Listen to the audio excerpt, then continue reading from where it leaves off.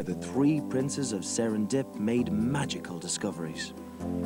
This is a place where Buddha left his footprints, where ladies carry umbrellas when it doesn't rain, and men risk their lives just for a drink. Well, that's enough of the storytelling. What about the holiday? She may have thousands of years of history behind her, but this country, formerly known as Ceylon, is bang up to date with hotels. Plenty of 5 stars, one of which is the Royal Palms, equipped with all the luxuries of the 20th century, including a lake-sized swimming pool that meanders right through the grounds. Well, all peace and serenity around the pool and the rest of the complex. But what about outside your hotel? Sri Lanka has its fair share of problems. You may have heard about the recent terrorist attack in Kandy. Now, there are definite areas to avoid, like the north and the east, but elsewhere, you shouldn't have anything to worry about.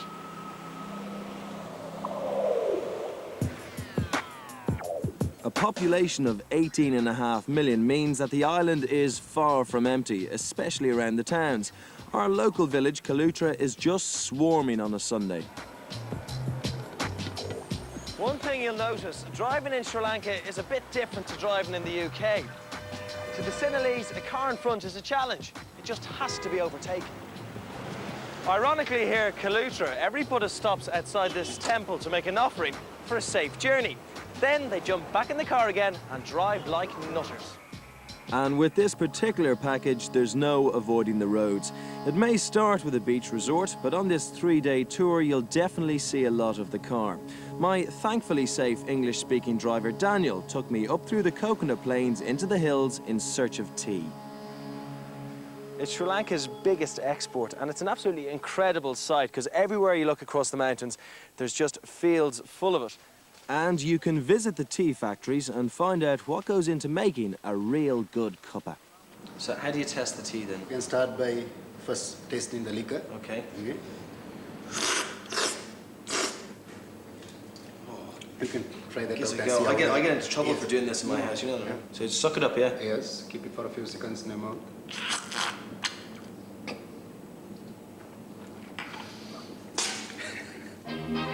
I think I'll leave it to the experts. Next stop, the hill town of Neuralia. Nicknamed Little England, typically British houses and other touches give the place a real feel of the Raj. Hotels like the Grand and the Hill Club have definitely kept their colonial roots. Afternoon tea all day and jacket and tie for dinner. I took plenty of tea on the lawn.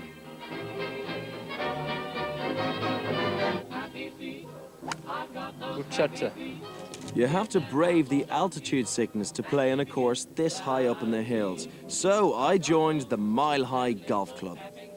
Okay, Tony, what do you think? A wedge? Yes. Oh, bad luck, sir. 4. Another 3-hour drive takes us to the elephant orphanage at Pinawella.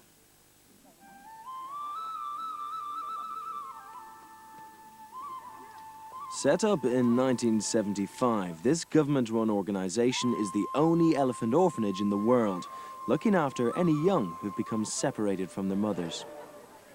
One of the highlights of the day is feeding time for the babies. This is Mahindu here enjoying his milk. He's only 6 months old. 9 elephants have been born here. Now, he already drinks 50 pints of milk a day. As you can see, he's making pretty short work of this one. It's an awful lot of bottles for a little fella, huh? You all right? Yeah? It's a yes. It's an incredible sight. About 50 elephants all making their way down the road for a swim. It's like something out of an old Tarzan movie. Twice a day, they leave their 26-acre site and traipse 300 yards down the road to the river for a 2-hour brush and scrub up.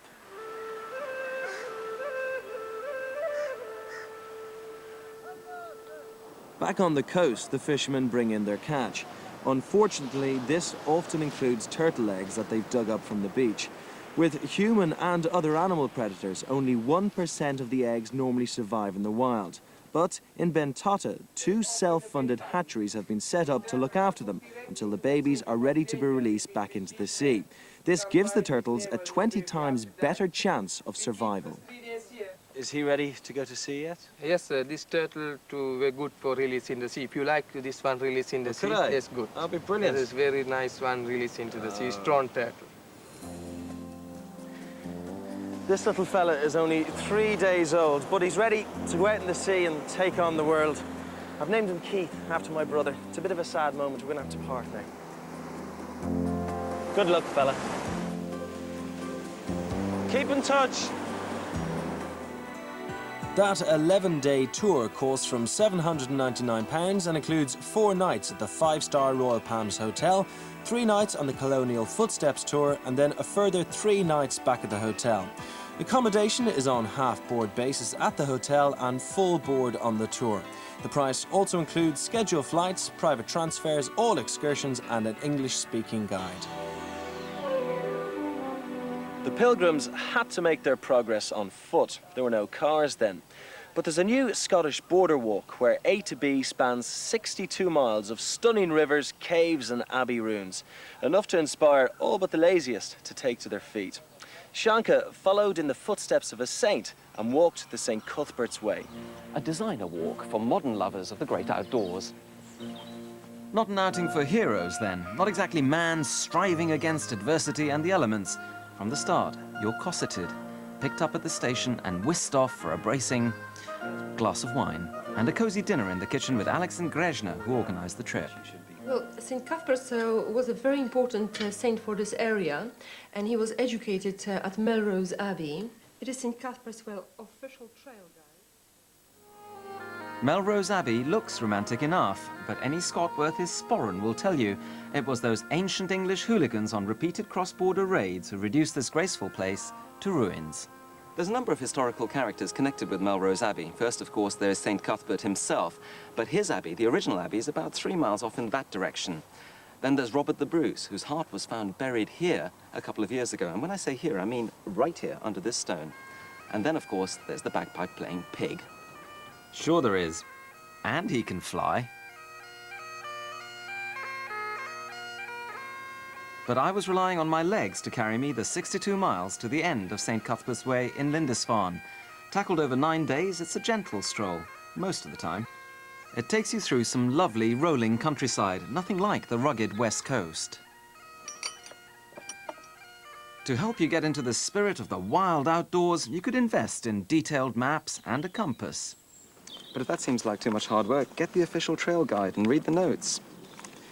Pass a vet surgery, which has a splendid sundial on its wall, dated 1851, and go right with the road above the golf course, and there it is. But in truth, you don't need any of that. The easy way is to look for the St. Cuthbert's Way sign and follow the arrows. You would have to be a low-flying pig to get lost around here.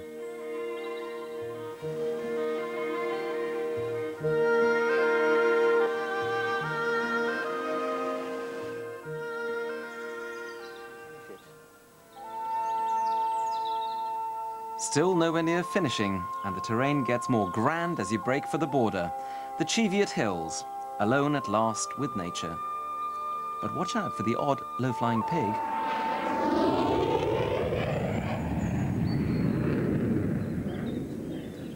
You can tell this is a proper border because I'm standing between 2 fences in what must be no man's land. Now, here we go, from Scotland into England. And in case you were wondering where my roughy-tufty walker's backpack is, here it comes. Chauffeured door-to-door to the B&B by Alex, my friend in the north. Welcome to England.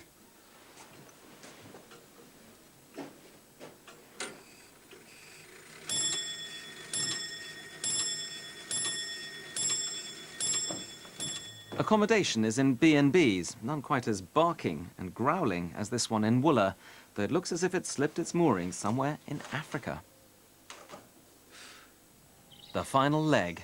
From this distance, through the mist, the holy island of Lindisfarne shimmers with St. Cuthbert's spiritual vibes. But first the causeway and a whole lot of mud. Here's a useful tip. Of course, you can walk to Lindisfarne along the road, but the truly devout pilgrim takes his boots off and does it barefoot on the sand. It's a truly squidgy experience. Perhaps more useful advice, make sure you know what the tides are doing, because if you're caught out here and the waters come in, you'll need more than a prayer to save you. Run for the shelter if you do get caught.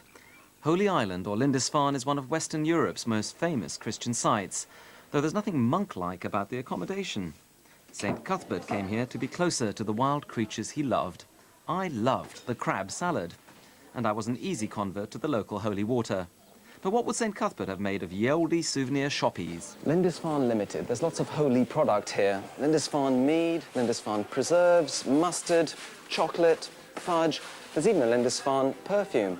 About the only thing I haven't been able to find is Lindisfarne rock. Don't forget to bring ye holy credit card.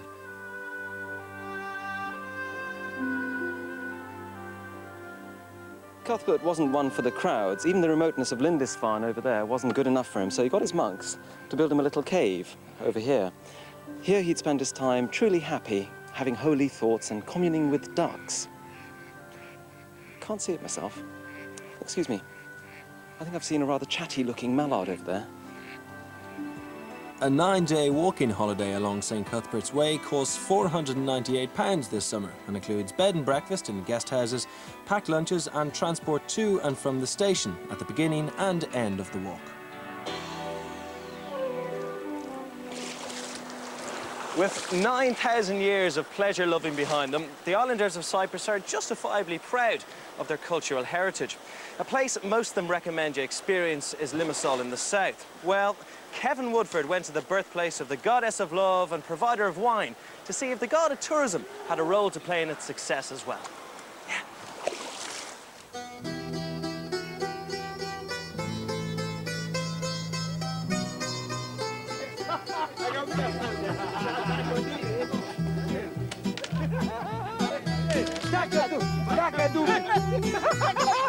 This is utopia, to sit here.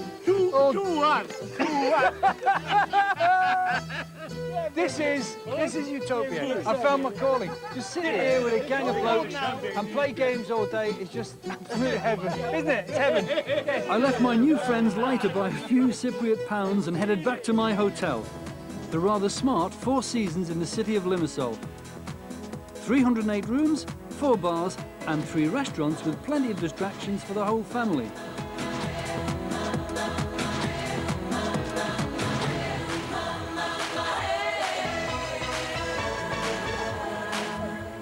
Cyprus doesn't have the same in the way of long stretches of sand that you'll find on neighbouring Greek islands, but who wants to sit on a beach anyway?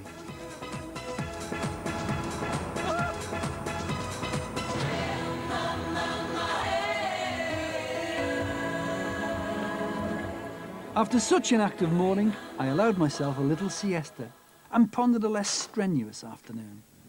This looks good. What's this? A spa. That's not a bad idea. At least half the guests will visit the spa at some point during their stay. I think this is ruining my tough guy image.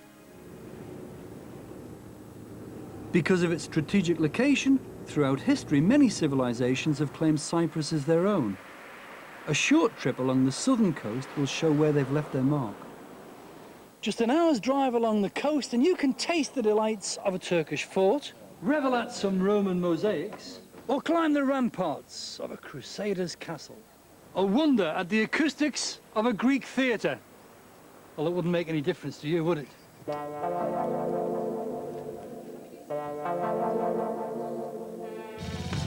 A 2-hour drive from Limassol through the cool of the cedar forests is the Kiko Monastery, part of the fabric of the island. It was once presided over by Archbishop Macarius, past president of Cyprus. Pilgrims come from near and far to pay homage to the holy icons. Most kissed is the miraculous icon of the Madonna. On the way down from Kiko is Omidas, an old-style village where little has changed in the last 500 years. I was told to find my way to Nico's house. One of the nice things about this is that you actually can wander around and there's a genuine, authentic feel. You don't feel as though it's tourism. The hat.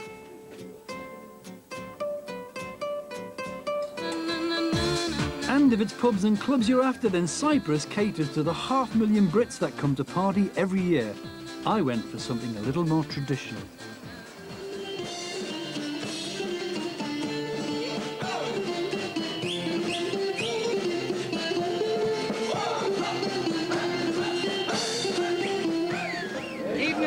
days of brilliant fun. The food is mete, tiny portions of different things, which just keeps coming and coming and coming.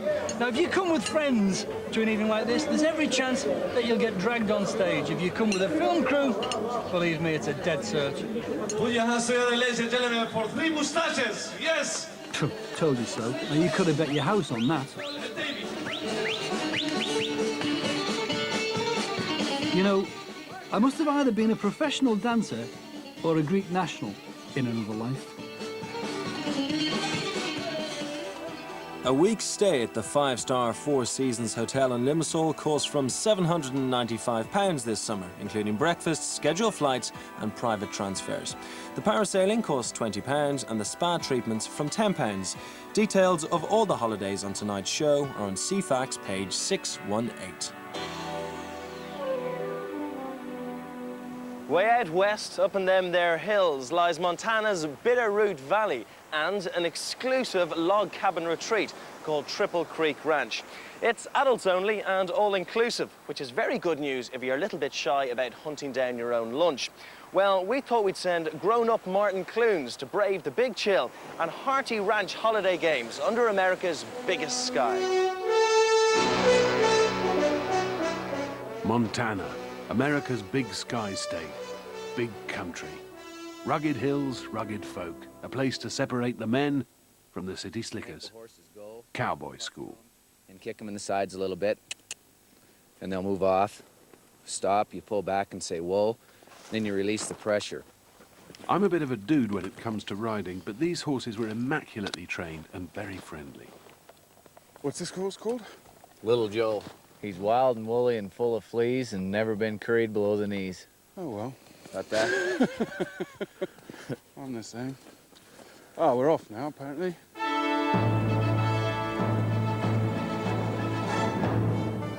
Roll them on, ride them off. This cowboy stuff's easy. Now, obviously, I was born in the saddle, but all kinds come here for that wild, Wild West experience.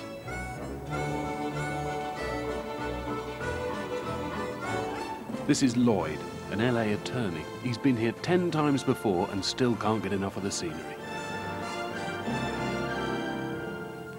The horses are great, and for the main part, we're just walking along in a group, and they follow one another. And Little Joe, that's my horse, is a very well-behaved, gentlemanly horse, apart from just then.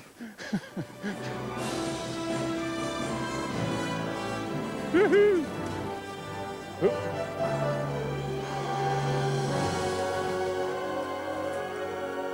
can never get bored with the scenery we have here. The elk or deer, the eagles, different animals you see. You got a good job, haven't you? Yeah. Best job in the world. They pay me to ride horses and visit. Me too, I guess, today. Cattle are prowling, the coyotes are howling, way out where the doggies bawl.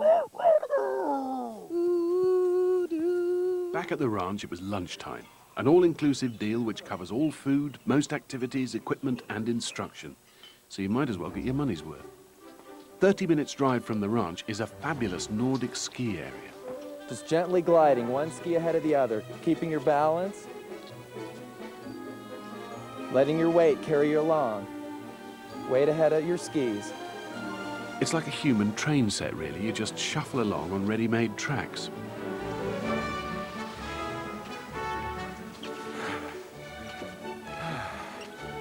Well, it doesn't have all the thrills and spills of downhill skiing, but it is a lot of fun, and it's still the best way to get around in the snow.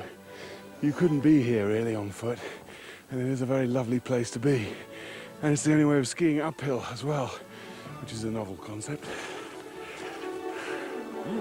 That's it. Very nice.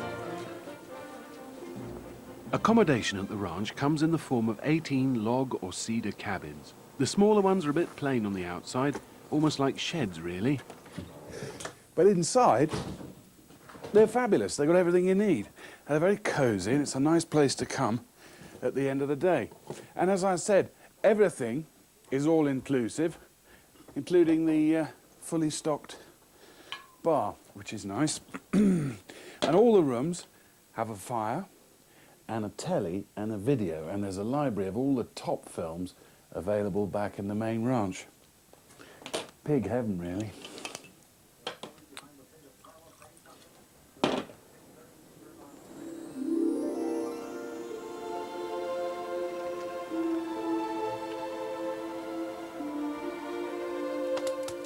Romantic or what? Toasty log fire. Ideal for roasting your nuts of an evening.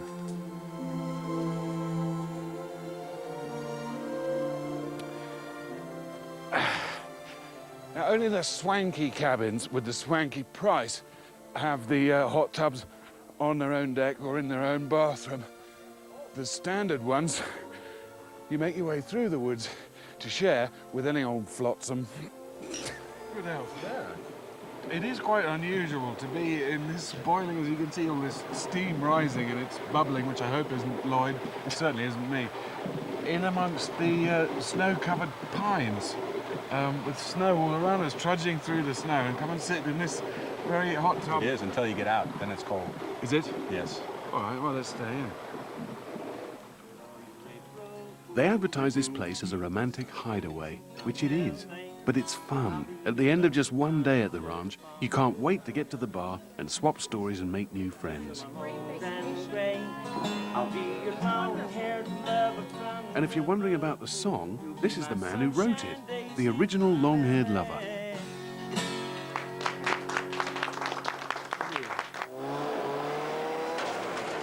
Snowmobiling is the one activity that's extra, but it's well worth it. Wow, Pink World. Try that. Might be a little, you might. I like the sound of it. It's very pink.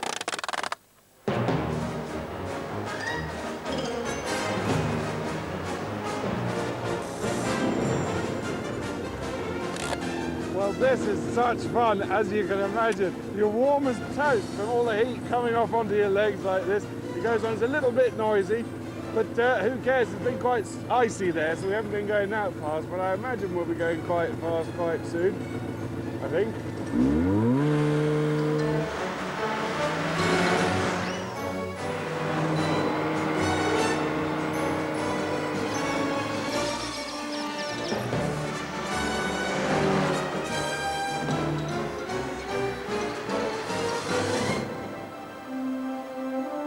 Montana is a peaceful place, and a river runs through it. Perfect for fly fishing in the summer. In the winter, though, you can always just hang out at the ranch.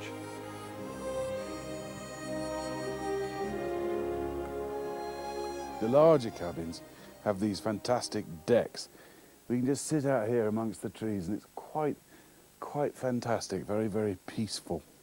And swanky places attract swanky people, proper celebrities. And a few weeks ago, Richard Gere was here. So I've got the key, so let's go and be nosy and see what it's like where he stayed.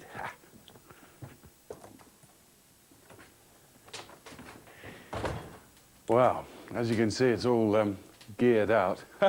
Lovely fire sink there, little telly, nice sofas and free biscuits and everything. And look at this bed. Do you think he... no, never mind. Now, this is very special. At the top end of the market, the cabins have the option of having the hot tub inside. Now, personally, I prefer them out on the deck when you're exposed to the elements, sitting in hot, bubbly water, but some people prefer it inside. They're great, aren't they? All these are handmade out of these lovely logs.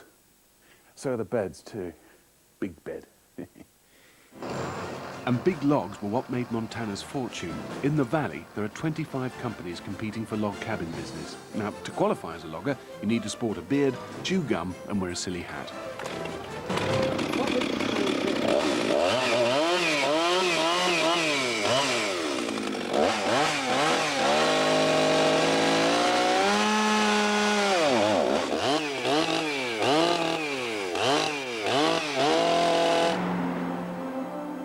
Downtown Derby is a one-street kind of town. There's a saloon, and a place to tie up your horse. Save for the odd brawl of an evening, there's not much to do, except buy a new hat. This will not hurt, no wires attached. We're just going to get a measurement of your head shape as well as the circumference. What followed was an extraordinary process. You've got to set fire to your hat, iron it, set fire to it again, brush it, tack it with a sander, flambe the rim, quick steam, and then brand it in case it runs away.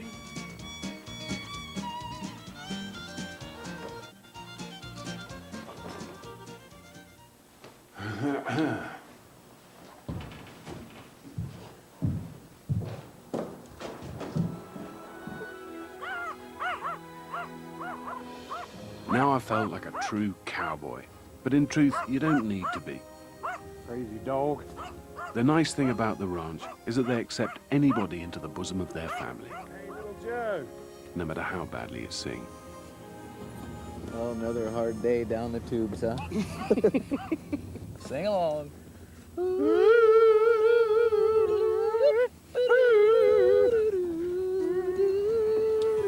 An 8-day holiday to the Triple Creek Ranch in Montana costs £1,720 in the winter. Although not cheap, this does include scheduled flights, transfers, a luxury log cabin, and all meals, snacks and drinks, plus a huge range of activities. The only one that costs extra is the snowmobiling, which is £60 per person for a morning.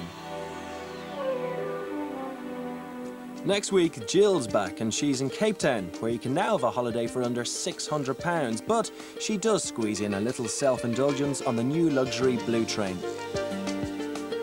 Sophie Alliston is on the tiny Greek island of Halki.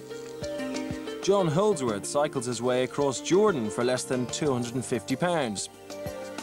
And Toya is on the peak of a Cornish cliff at Lizard Point. So, until next week, goodbye.